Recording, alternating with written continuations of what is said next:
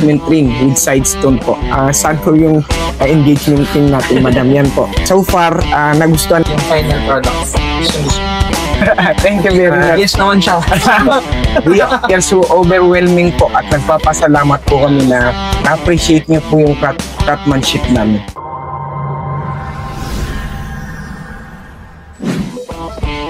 Hello mga ka-royalty, I am Sultan Muhammad, your trusted jeweler behind Royalty Jeweler. Today, another dandy na naman po tayo with Sir Brian after he ordered from us an aquamarine engagement ring. He ordered again a pair of wedding ring na set in lab-grown diamond po.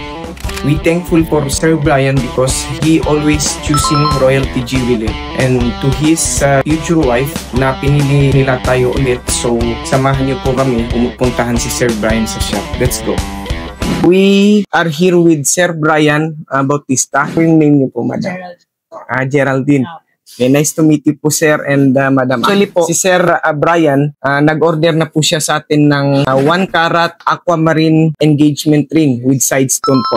Saan po yung engagement ring natin, madam? Yan po. So far, nagustuhan naman siguro ni madam. Ano pong masasabi niyo, sir, about sa ring, engagement ring na nagawa natin? Kinanta ko talaga si sir para pakita yung fact na gusto ng future wife ko. Yes.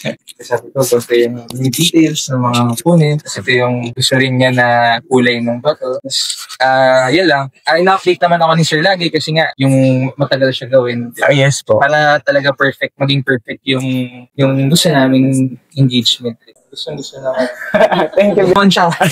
We are so overwhelming po at nagpapasalamat po kami na appreciate niyo po yung craftsmanship namin. So as you can see naman po, mina-manufacture po yung ating product. Ito na po sa shop natin. Sa loob. Diyan na po ginagawa. Kaya mas mabilis po. Not unlike sa ibang shop, pinapagawa pa nila sa labas. We are so thankful po kay Sir Brian na after niya magpagawa sa atin ng engagement ring, sa atin na naman nagpagawa ulit ng lab-grown diamond po with side stone po sa pang bride's ring. Ito na po, sir, yung ating finished product.